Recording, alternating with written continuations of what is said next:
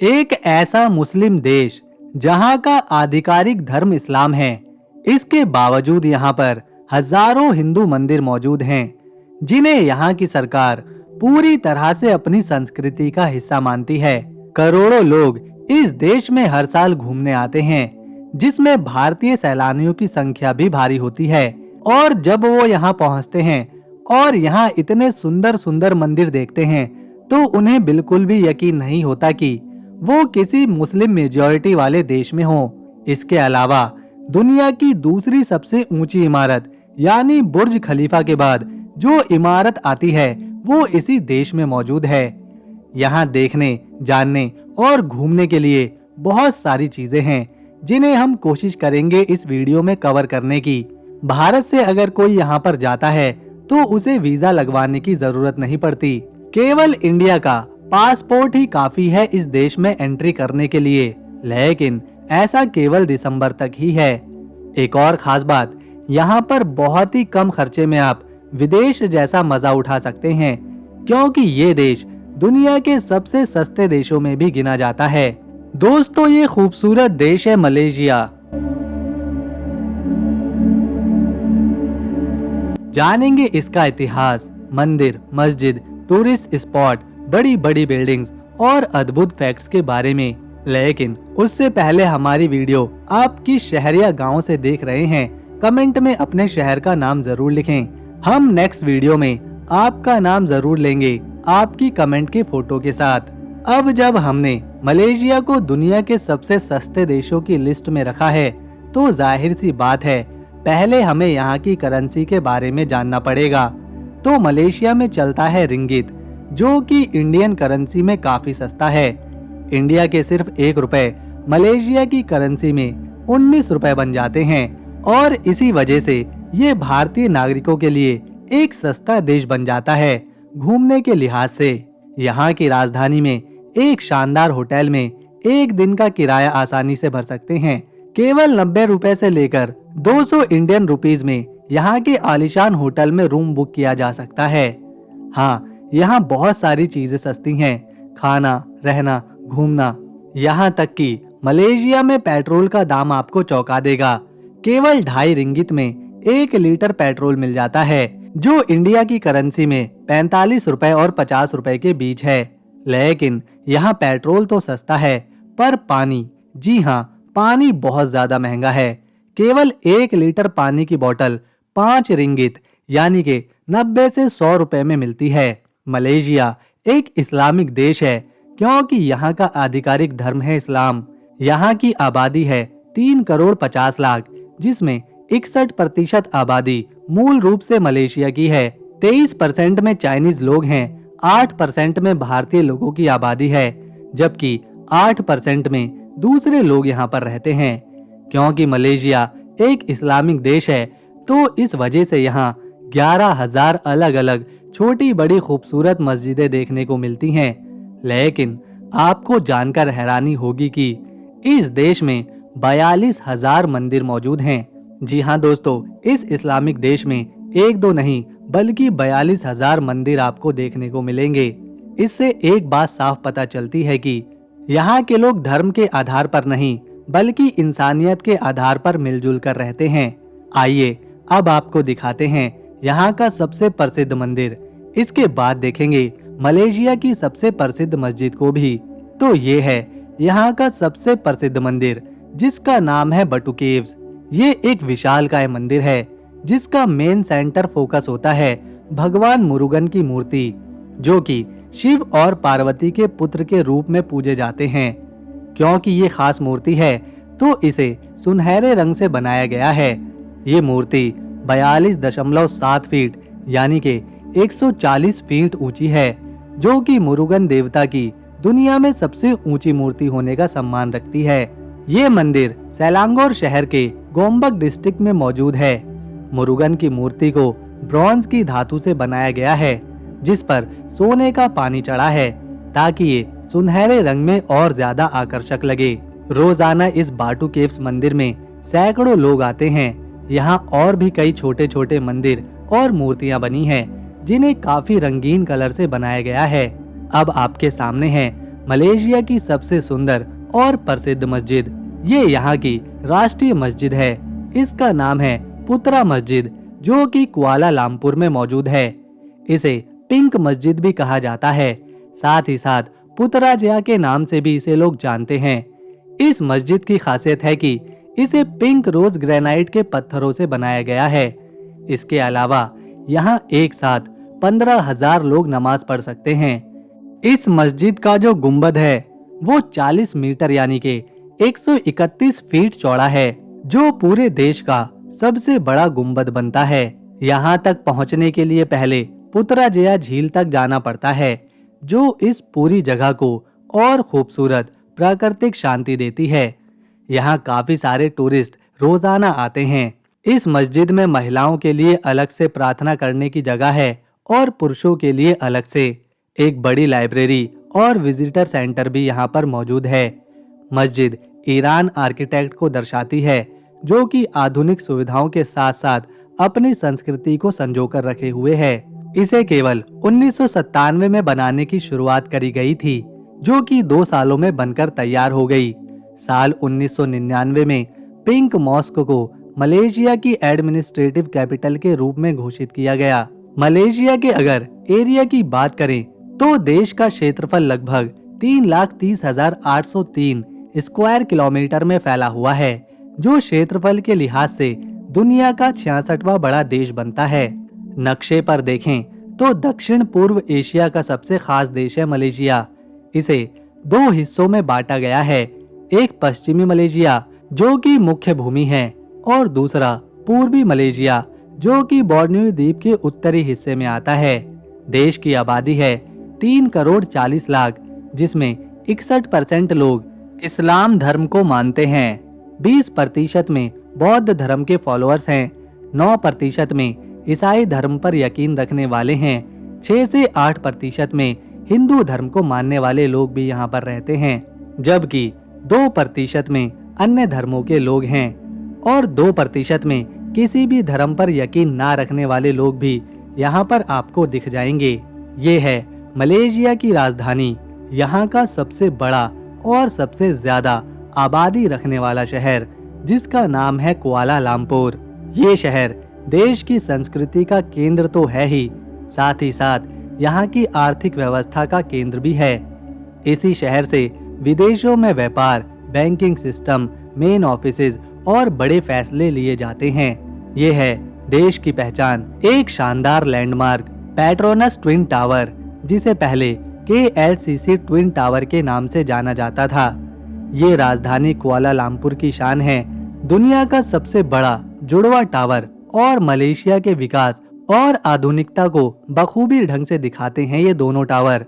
Petronas twin tower की ऊंचाई 452 metre यानी कि 1,483 फीट की है। इसमें 88 मंजिलें बनी हुई हैं, जिस वजह से ये दोनों टावर दुनिया के सबसे ऊंचे ट्विन टावर का खिताब अपने पास रखते हैं। इन दोनों टावरों को जोड़ने के लिए एक हवा में ब्रिज बनाया गया है, जो दोनों टावर को 41वें और 42वें मंजिल से जोड़ा हुआ है। ये ब्रिज सैलानियों के लिए खुला रहता है। अगर किसी को एक टावर से दूसरे टावर में जाना होता है तो वो नीचे नहीं जाते, टावर के बाहर नहीं जाते, बल्कि इसी स्काई ब्रिज से होते हुए सामने वाले टावर में पहुंच जाते हैं। इन दोनों ट्विन टावर को बनाने की पहल 1992 में करी गई थी, जो केवल 6 सालों में बनकर तैयार कर दिए गए और 1998 में इसे पहली बार लोगों के लिए खोला गया था। टावर को बनाने वाले एक अमेरिकन आर्किटेक्ट हैं, जिनका नाम सीजर पैली है। 1000 से ज्यादा कर्मचारियों ने इसे बनाया था और इस ट्विन टावर को बनाने में लगभग 996 करोड़ रुपए का खर्चा आया था। आज ये इमारत मलेशिया की राष्ट्रीय तेल की कंपनी के नाम पर रजिस्टर है। इसकी 86वीं मंजिल पर एक डेक बनाया गया है, जिसमें सैलानी जाकर पूरे शहर को 360 डिग्री पर देख सकते हैं। इसमें कई कंपनीज के ऑफिसेज हैं, शॉपिंग मॉल्स हैं, रेस्टोरेंट्स हैं, सिनेमा हॉल्स हैं। इसके अलावा जीवन को आसान बनाने वाली सारी सुविधाएं मौजूद हैं। स्काई ब्रिज और 86वीं मंजिल की डेक पर जाने के लिए टिकट खरीदना पड़ता है, जिसकी कीमत 1500 रुपए तक होती है।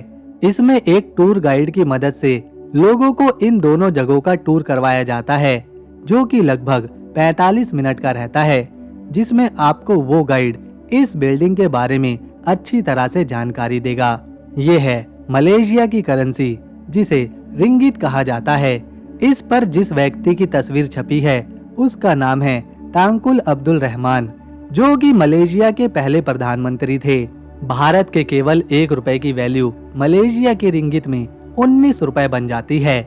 इसी वजह से ये एक सस्ता देश भी बन जाता है। कुछ ही रुपए खर्च करके आप यहाँ पर स्वादिष्ट खाना खा सकते हैं और यहाँ पर दोनों ही तरह के होटल और रेस्टोरेंट देखने को मिल जाते हैं, जिसमें वेजिटेरियन खाना भी मिल जाएगा और नॉन वेजिटेरियन भी।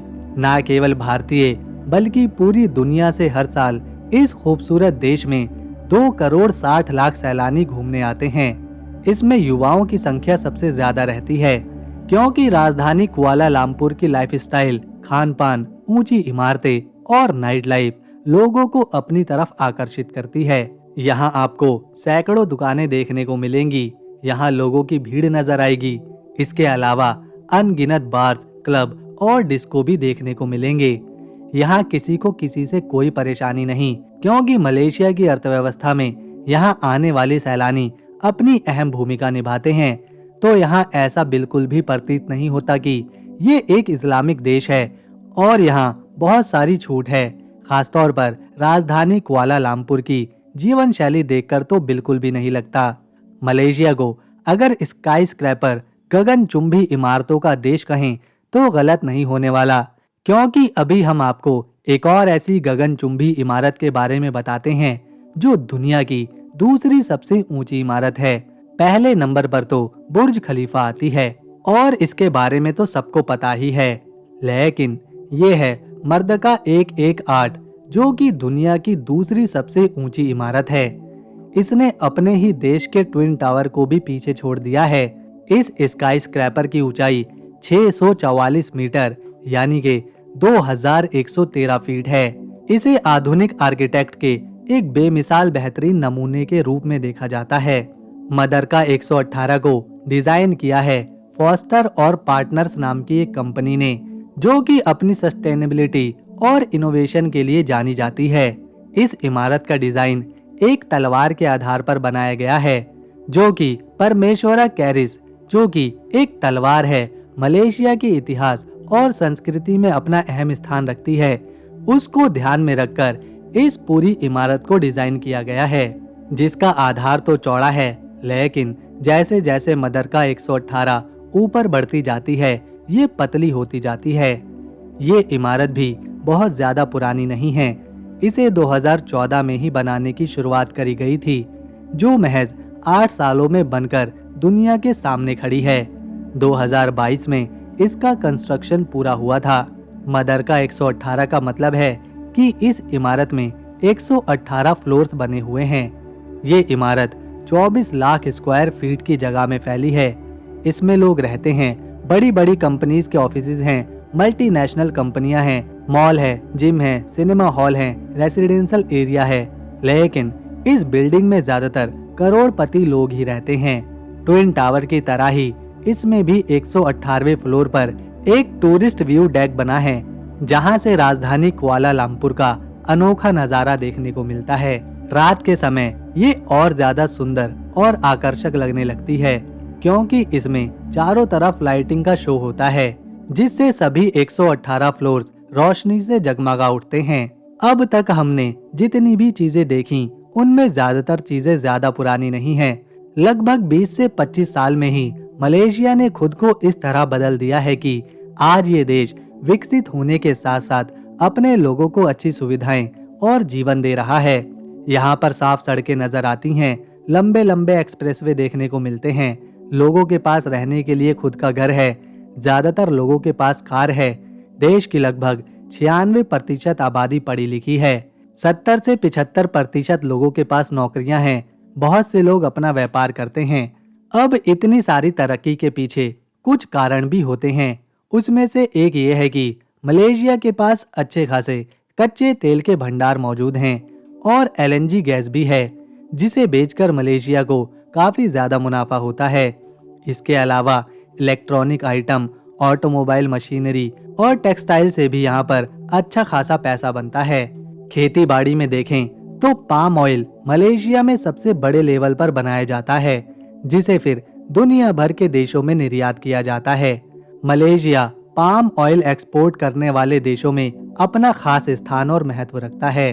कंस्ट्रक्शन और रियल एस्टेट का व्यापार पिछले कुछ सालों में यहाँ पर तेजी से फैला है और जब इंफ्रास्ट्रक्चर अच्छा बन गया हो तो यहाँ के टूरिज्म ने भी असर दिखाना शुरू कर दिया और आज मलेशिया अपने टूरिज्म इंडस्ट्री से हर साल करोड़ों रुपए कमाता है। ये है लंगवाई स्काई ब्रिज। ये एक हवा में झूलता हुआ पुल है जो 700 मीटर की ऊंचाई पर है, जिसे पहाड़ियों की चोटी से जोड़ा गया है। यहाँ केबल राइड कार करी जाती है, स्काई कैप से अद्भुत नजारा देखा जाता है और ब्रिज को इस तरह से बनाया गया है ताकि प्रकृति का सौंदर्य रोमांच के साथ देखा जा सके। रोजाना हजारों लोग इस ब्रिज पर चलने के लिए आते हैं, जिसके आसपास पहाड़, घने जंगल देखने को मिलते हैं। ये भी मलेशिया के प्रमुख टूरिस्ट स्पॉट में से एक हैं। अगर आपको पेड़ पौधे, जंगल, झरने और जंगली जानवर देखना पसंद है तो ये है बाकू नेशनल पार्क, जो कि मलेशिया के दूसरे हिस्से यानी बोर्नियो द्वीप में मौजूद है।